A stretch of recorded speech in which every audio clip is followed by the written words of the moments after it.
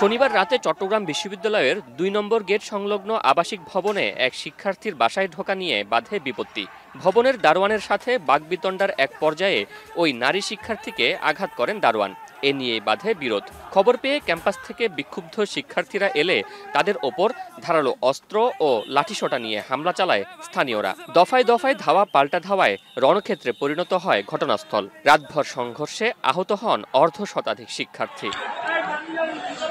রাতের সংঘর্ষে ভাঙচুর হয় পুলিশের ২টি গাড়ি। এছাড়াও ভাঙচুর হয় সহকারী প্রক্টরদের গাড়িও। ভোরে পরিস্থিতি নিয়ন্ত্রণের পর সকাল ৯টা পর্যন্ত ক্যাম্পাসে অবস্থান করে সেনাবাহিনী।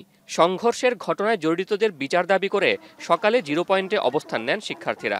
আমাদের এক বোন নাকি লেট করে ঢুকছে, সেখানে হচ্ছে গিয়া এক দারোয়ান ওই আপুর সাথে আর কি খারাপ ব্যবহার করে। ওই খারাপ ব্যবহার করার কারণে হচ্ছে গিয়া আপুরে নাকি মারধর করার পর ওইখানে কিছু ভাইয়ারা ছিল, ওনারা দারোয়ানকে আটকায়। ওই দারোয়ানকে ছাড়িয়ে নিতে আসা ওই ভাইয়াদের উপর স্থানীয়রা আক্রমণ করে। শুরুর দিকে অল্পই ছিল ধাওয়া পাল্টা ধাওয়া, এরপরে আস্তে আস্তে বিষয়টা বড় সংঘর্ষের রূপ নেয়। সংঘর্ষের রূপ নিতে নিতে ওরা হচ্ছে যে সশস্ত্র অবস্থায় আমাদের উপর হামলা চালায়। চবি মেডিকেল সেন্টার যেটা, সেখানে প্রায় 60+ আহত ভাইদেরকে নিয়ে আসা হয়েছে, কাউকে অ্যাম্বুলেন্স দিয়ে, সিএনজি দিয়ে, মোটরসাইকেলে করে, এবং প্রায় 20-30 জন ভাইকে আমাদের সিএমসিতে পাঠাইতে হয়েছে। এদিকে সংঘর্ষের পর বিশ্ববিদ্যালয়ের ২ নম্বর গেট সড়ক ও জোবরা এলাকায় ক্ষতচিহ্ন ফুটে ওঠে। অন্তত 10টি বাড়িতে ভাঙচুর হয়েছে। আক্রান্ত হয়েছে আশপাশের দোকানপাটও। স্থানীয়দের বাসাবাড়ি ও ব্যবসা প্রতিষ্ঠানে হামলার অভিযোগ এনে সকাল 9:45টায় সড়ক অবরোধ করেন তারা। কিছু একটা ঘটলে এলাকাবাসীর উপর দোষ আছে। আসলে এখানে এলাকাবাসীর কোনো দোষ নাই। এই এলাকার মানুষ অত্যন্ত শান্তিপ্রিয়, কারণ আজকে বিশ্ববিদ্যালয় প্রতিষ্ঠা লগ্ন থেকে এই এলাকার মানুষের কোনো রকমের বিশ্ববিদ্যালয়কে অসহযোগিতা করছে, সেটা আমাদের পরিলক্ষিত হয় নাই। ওটা সমাধান হবে, সকালে সমাধান হবে, কারণ রাতের বেলা আপনারা যাত্রা চলে যান। এরপরে আবার আচ্ছা ঠিক আছে এরা নিয়ে যাবে বলছে, এরপর রাত্রে আসা আবার কি এরা অতিরিক্ত হামলা করছে গ্রামবাসীর উপর। আর হলু দিয়ে ডাকি তো এরা হতে ঘর খিদু দুষ্গজ্জি ঘর কিলে বাইরে ফেলাইতে লাগিছে। এদিকে সকালে ঘটনাস্থল পরিদর্শন করেন বিশ্ববিদ্যালয়ের উপাচার্য, উপ উপাচার্য ও প্রক্টর সহ প্রশাসনের কর্মকর্তারা।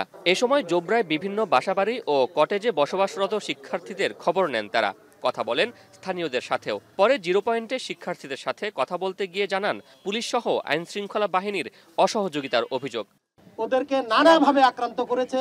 শিক্ষার্থীরা যখন তারা জানতে পারে যে অনেকে বলছে যে আমাদের শিক্ষার্থীরা কেন ভিতরে গেছে, আমরা আজকে কিছুক্ষণ আগে ভিতরে যাইয়া দেখলাম যে অনেক শিক্ষার্থী আমাদের ভেতরে থাকে, তারা ওখানে মেসে থাকে, তাদের নিরাপত্তা একেবারে শঙ্কিত ছিল।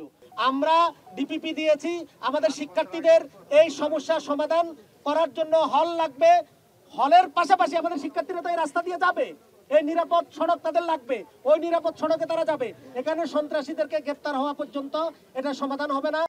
এদিকে সংঘর্ষের ঘটনায় আহত হয়ে অন্তত 40 জন শিক্ষার্থী চট্টগ্রাম মেডিকেলে ভর্তি হলেও প্রাথমিক চিকিৎসা নিয়ে অনেকেই ফিরে গেছেন।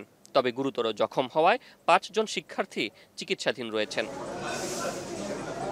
শোয়েব রহমান, এখন, চট্টগ্রাম। বিশ্বের সর্বাধুনিক প্রযুক্তিতে প্রস্তুতকৃত Arik silver wash detergent powder 500 গ্রাম মাত্র 70 টাকা। রিমার্ক।